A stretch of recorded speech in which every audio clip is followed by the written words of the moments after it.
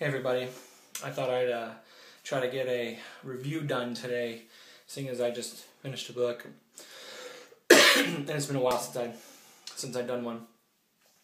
So I finished, it's called Legend by Marie Lu, and I actually found this book by accident.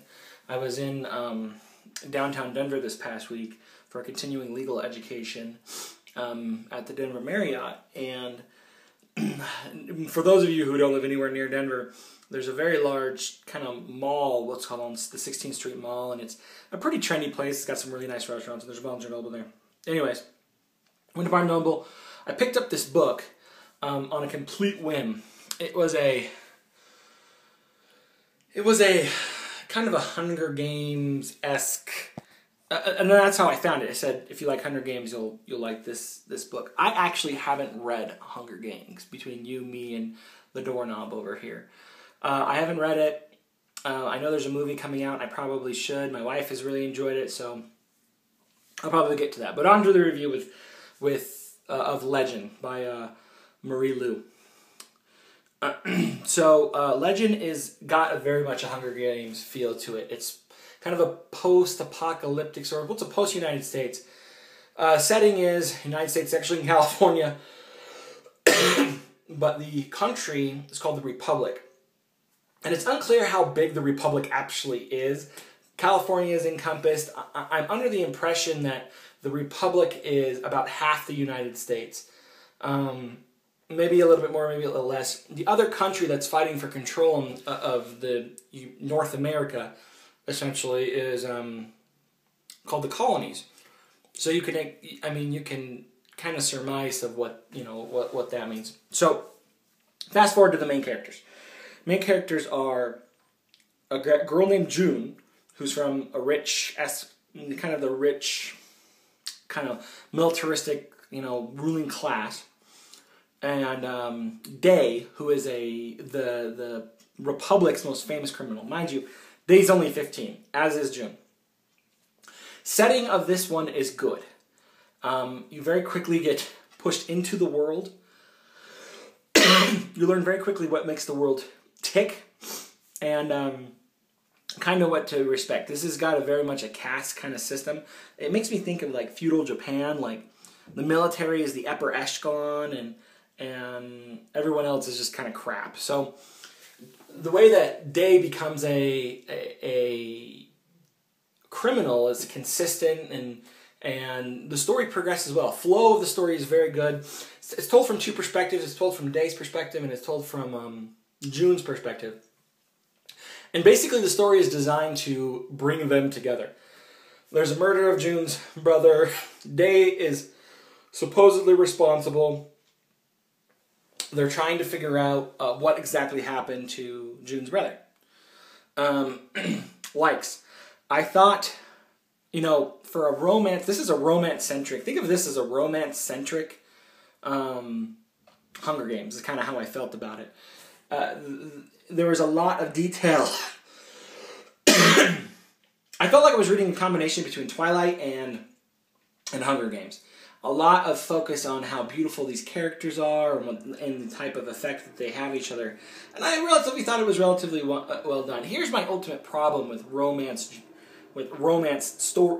in stories is you got to be really careful. I think it's important.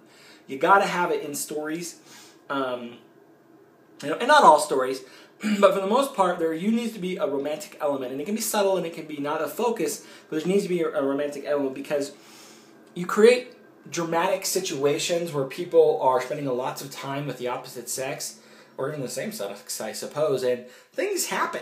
You can't ignore it. I've seen stories where the author said, "This is not something I want to focus on." But it's something that has to be focused on because I think it's part of the human condition. It's part of what makes us tick as human.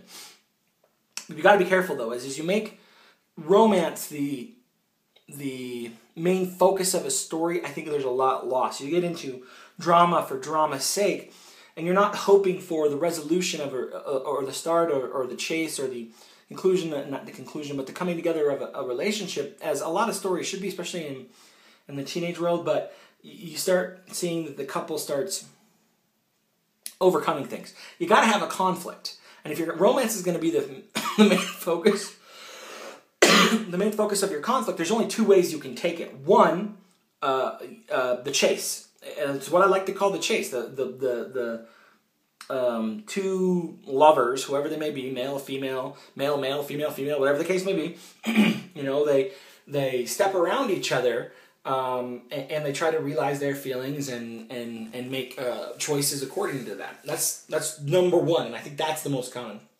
At least when you're not writing in a genre that is focused on romance. Two, I think the other only one is you can bring them together as a couple and they have to overcome things as a couple. Whether that's the... Sorry, I accidentally hit the stop button. Whether that's the success or the breaking point of the relationship doesn't really matter. You know, but those are, I believe that those are the only two ways to do a romance. If there's a third, you know, that don't fall into one of those two categories, I don't know what it is. Maybe regaining lost love? I don't know. I believe that that's just a subgenre of the first. Anyways, so she wrote it well. I think it was relatively well written.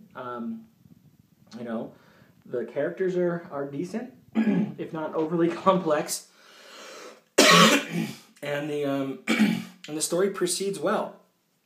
I guess my main complaint is that a lot of the plot points are really, really telegraphed. You know, you never suspected for a moment in this story that the evil empire wasn't the evil empire. No, the Republic is the evil empire. It would have been much more interesting if she had but if she had added a layer of complexity to the story where June falls in love with Day, and there was a real possibility that Day had actually killed her brother. Now, there are some spoilers in this, so I apologize if I spoiled anyone. But it's pretty telegraphed. A lot of the plot points are really, really telegraphed in the story. And maybe that's a function of a first writer book, or maybe it's a function of, you know, of the genre. She just wanted to simplify the genre. But for the most part, what she did well, she did well. She's got potential for added complexity later, and she very much leaves the story open. So, for the most part, I enjoyed it. Did I enjoy it to pay $18 for a hardback? Probably not. Did I enjoy it to pay $10 for the ebook? That's questionable. Would I enjoy it more if it was a $5 ebook? Absolutely. I would totally buy it for $5. And I ended up buying it for $11 or $10 or whatever the price was. Do I think it's worth it? Yeah, it's probably questionable. But I did enjoy it. You know, I will read the next one. I'd like to see what happens with June. There's some added complexity. We know that the evil empire is the evil empire, and they kind of leave it at that. Most of the major characters hammering down or keeping our main characters of this story in place are dead. So it's going to be difficult, I think, to really progress and to really create other characters that you care about, because the bad guys are the bad guys, and they're good, and they do well. The good guys are good guys, and they're there. But most of the peripheral characters are dead.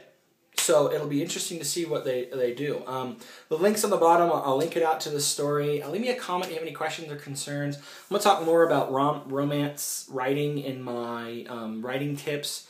I've got lots to say about that, specifically love triangle writing, the use of romance in action stories, stuff like that.